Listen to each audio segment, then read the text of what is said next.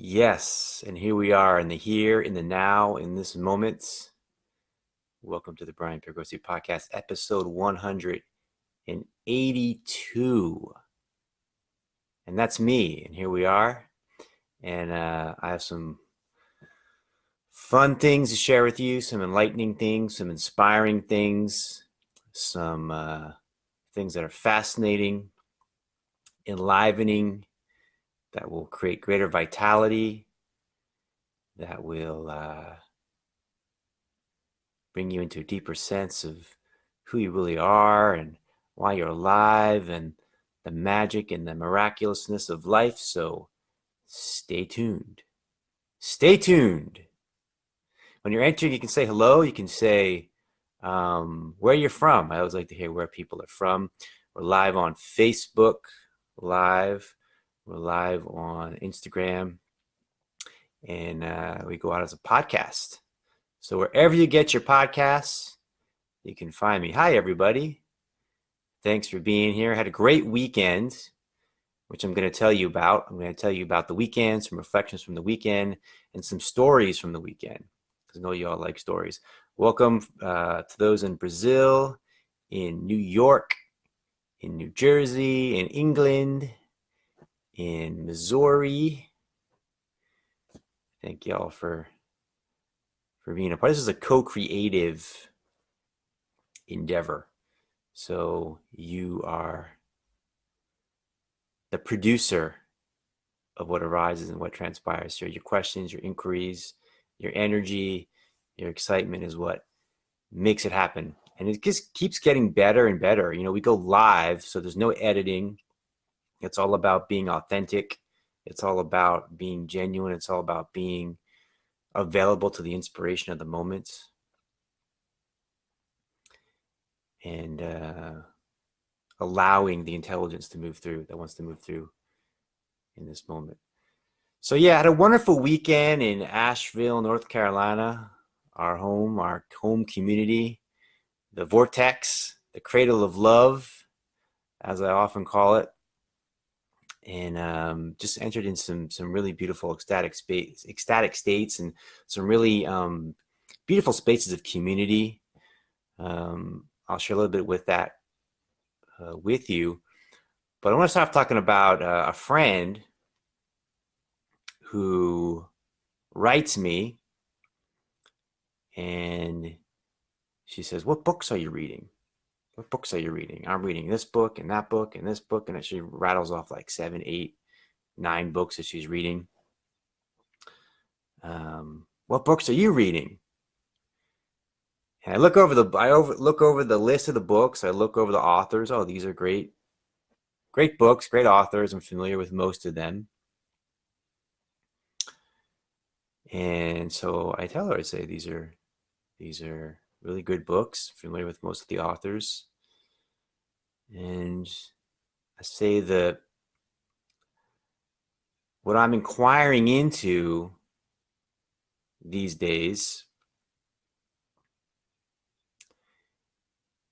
you can't really access through books. And you can't really access through words or concepts.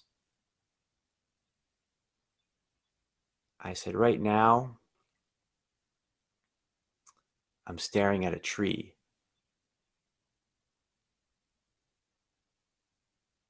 And in staring at a tree, you can realize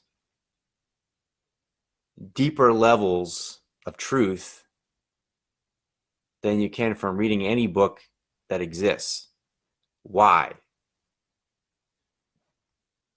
Because the root of self-realization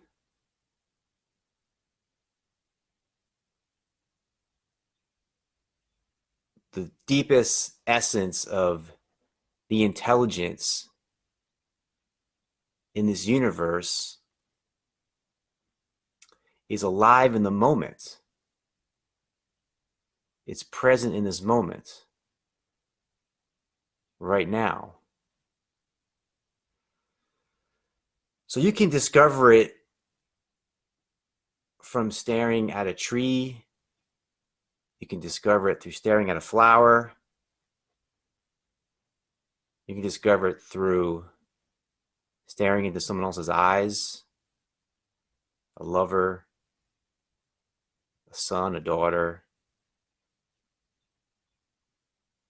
You can discover it by looking up at the stars at night.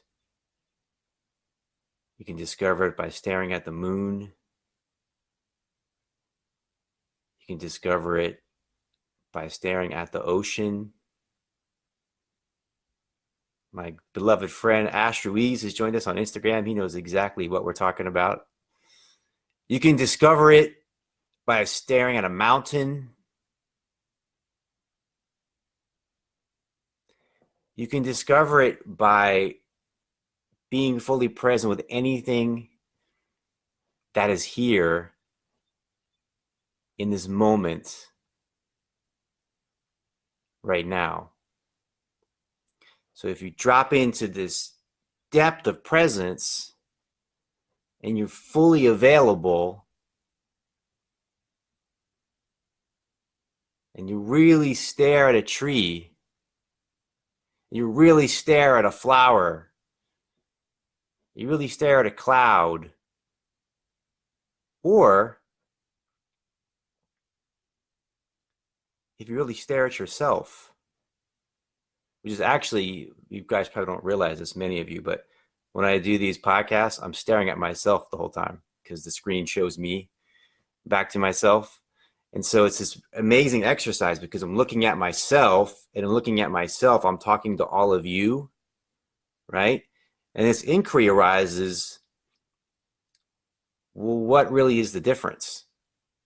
You know, in talking to you, seeing myself, or seeing you talking to myself, you start to recognize that this intelligence is inseparable.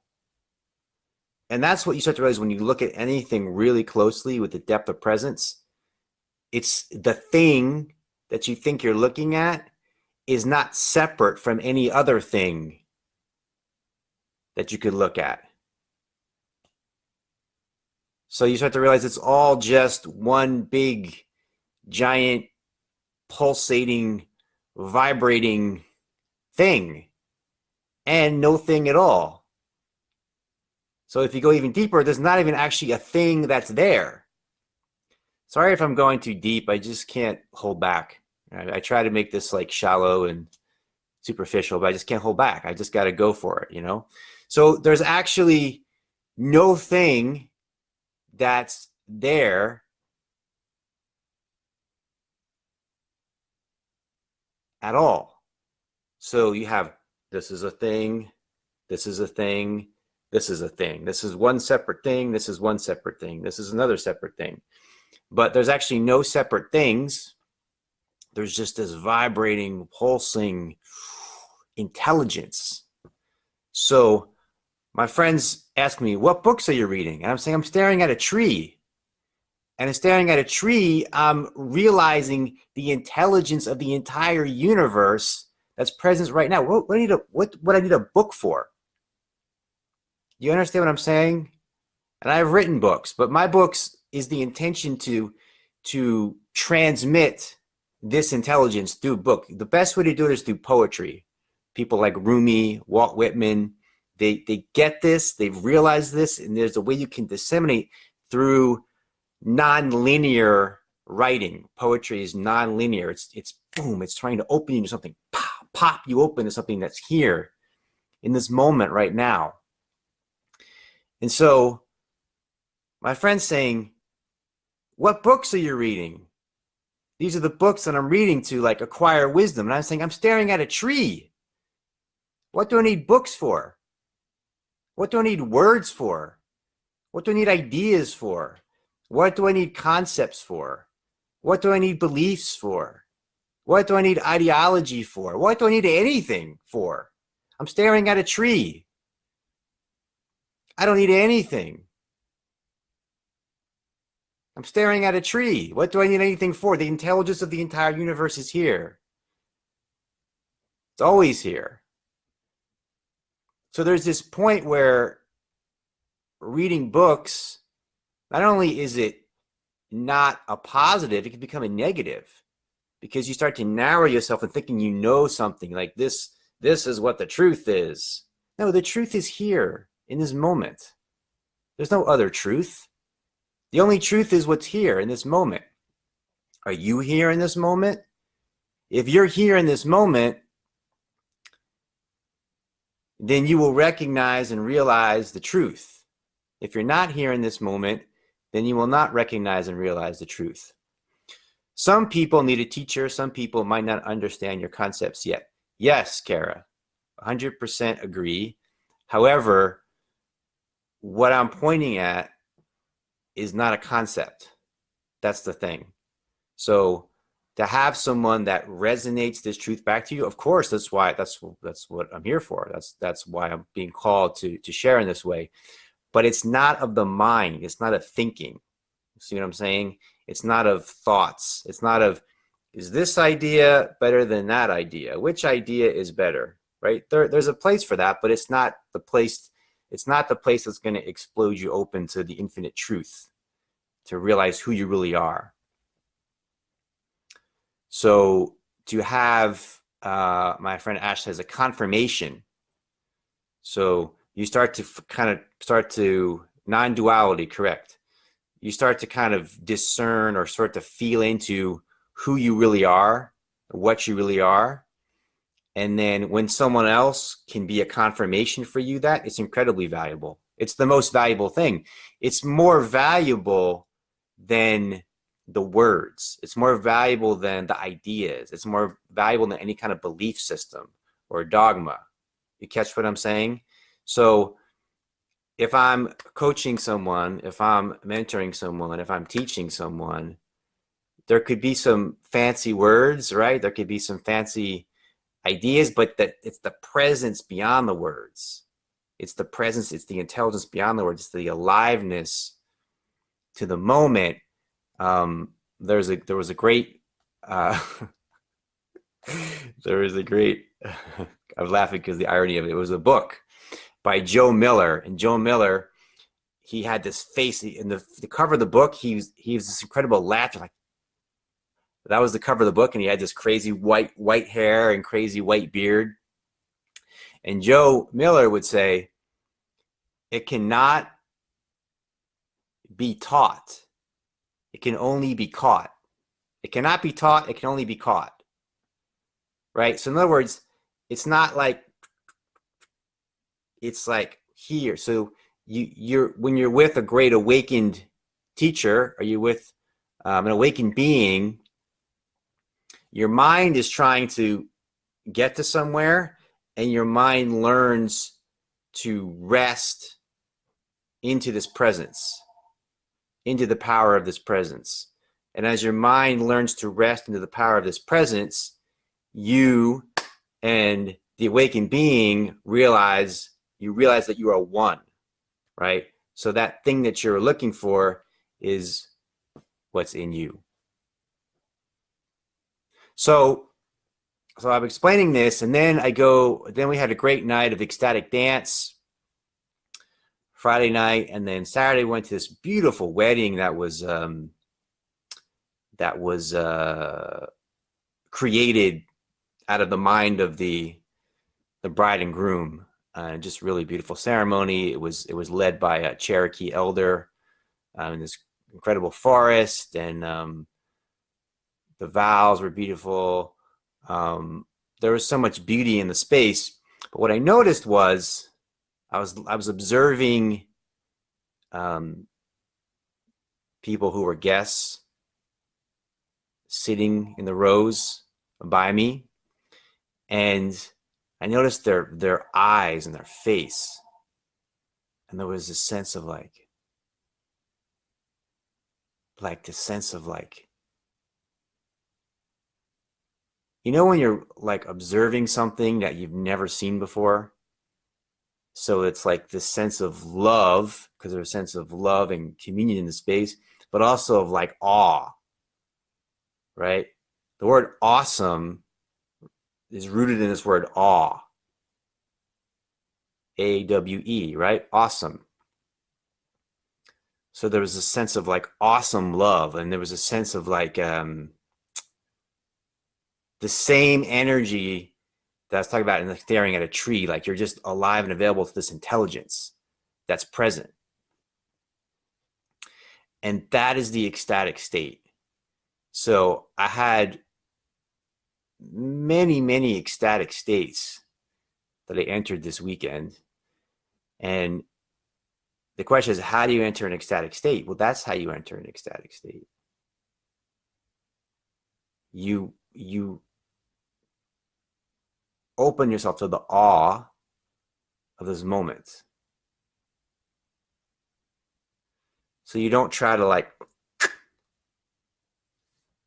squeeze it down. Or more importantly, you don't try to squeeze yourself down.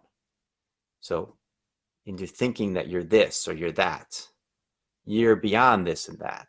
We are beyond this and that. We are awe. We are awesome. We are awesome. So recognizing the awesomeness, there's this ecstatic state. On a physical level, the breath. To really tune into the breath. I was really being aware of the breath throughout the weekends.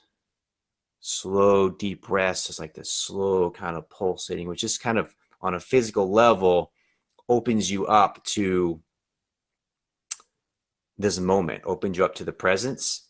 And opening you up to the presence, there's what you could call, in Buddhism, they call it the emptiness. So there's this kind of emptiness, there's this kind of vast spaciousness.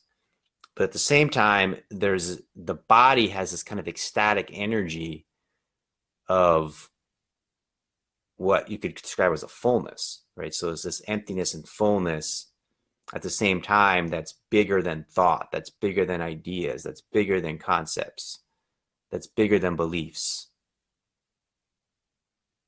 And includes everything. It's all inclusive. Nothing is left out. Nothing is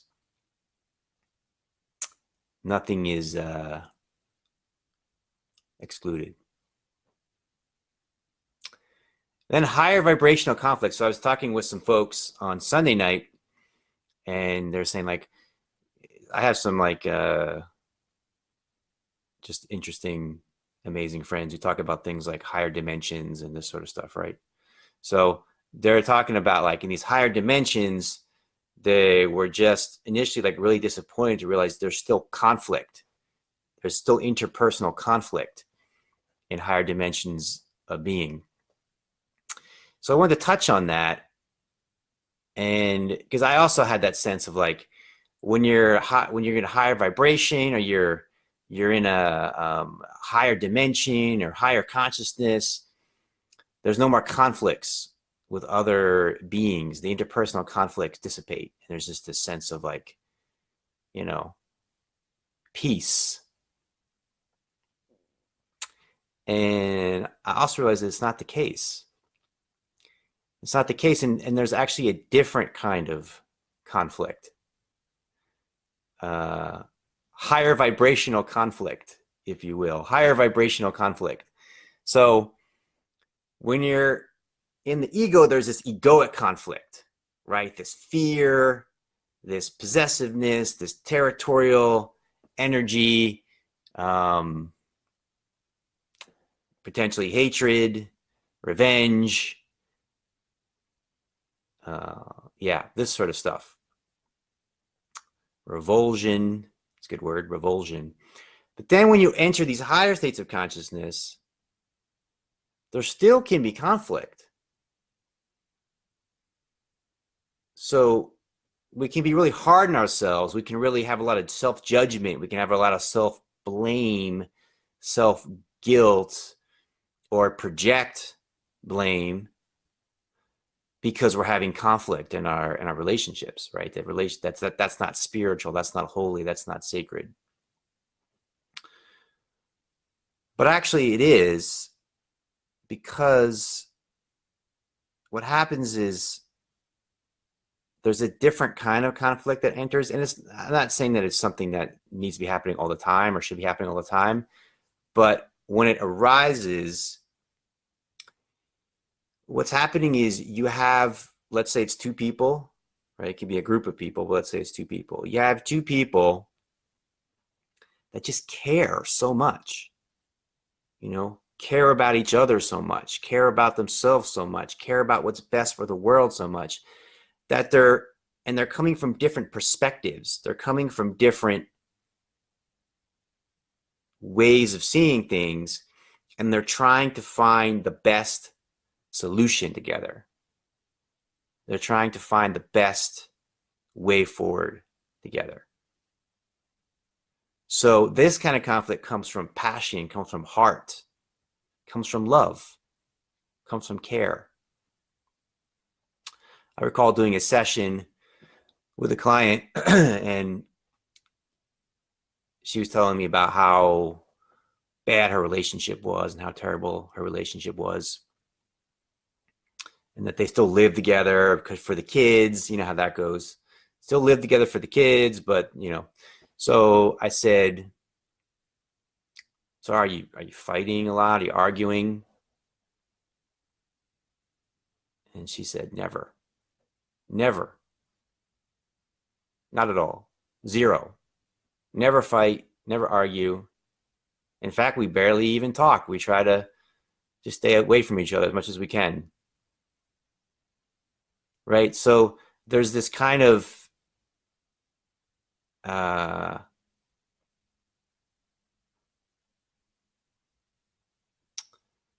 lack of care or interest or passion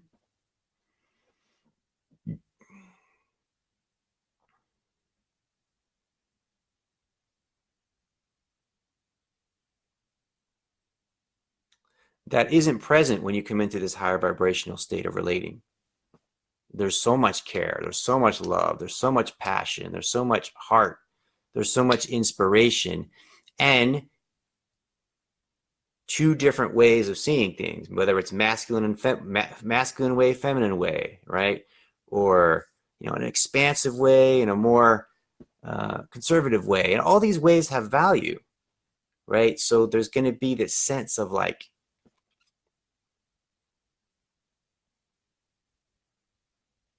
passionate engagement that arises at times. So the point is, know that that's not a bad thing. It's nothing to be ashamed of or guilty of, feel guilty about or have judgment about. Just to be present with the intelligence of the moment and to come from a place of love and care for the good of the whole. And then, very importantly, to be able to let go, when the moment's over, not to carry it forward, not to carry that energy and project it onto other people, yourself, right? To be able to continually be in the moment and let go of the previous moment.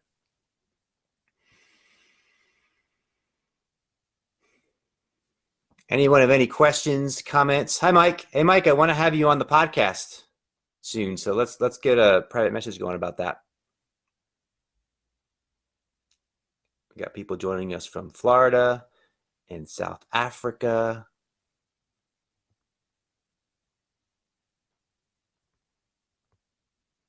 I'm reading some of the comments here. Welcome to those who are joining us maybe for the first time. There's kind of a new energy that's arising and happening. So it's kind of feels like it's a new phase we're entering into. And so great to have you. So grateful to have you here. So tomorrow I have a private group where we're going to go deeper. The link is thebiglow.com/online. If there's some reason that you can't locate that, it's on the Facebook page. It's also, you should be able to find it through Instagram as well. thebiglow.com/online. That's our weekly private group. We have about 30 members from around the world. So we have to go in like a more deep way with a small group of people. You can come on one-on-one with me. You can ask me any questions that you want. thebiglow.com/online. There's a 7-day free trial. After that, there's some options of what to pay, as little as $17 a month. So do join us. It's an amazing group. I mean, it's like this times 3, maybe. And you get that, like I said, that interpersonal access. That's really valuable. I'm also doing personal sessions for those who don't know. So if you want a personal session, I also have a 6-month package on transforming your love life, particularly for those who are single and looking to open up to a beautiful, amazing, powerful partnership. So you can just message me for that, or you can just go to biglow.com/love project. Let's have a little bit of a meditation, just a short meditation. I seem to have lost the comments on Facebook. That's okay. I'm telepathically, psychically tuning in. Let's take a deep breath. Exhale. And again. Exhale.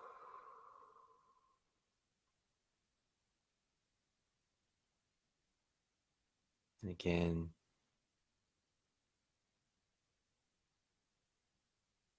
And exhale. Just take a few moments and look around the space and silence. Just notice what's around you, the colors, the sounds. Notice if things feel more alive, vibrant, colorful, present. Know the gift that you are to this planet, to this world. Just being your authentic self. Know the miracle that you are to this planet, to this world, just being your authentic self.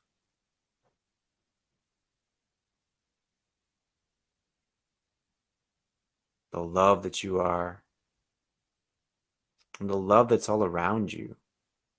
The support that's available to you. The incredible support that's available to you. All you ever need to do is just ask in a sincere way.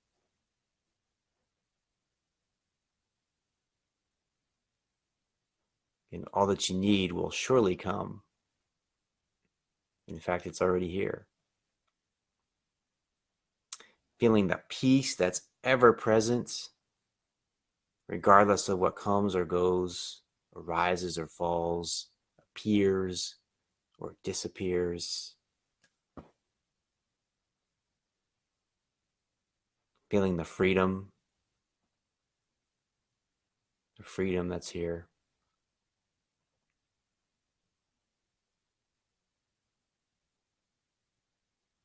And thank you so much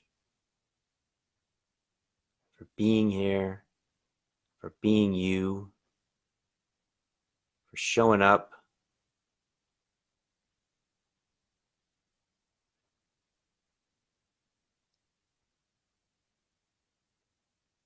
in this incarnation. Aren't you glad you got in? Aren't you glad you made the cut?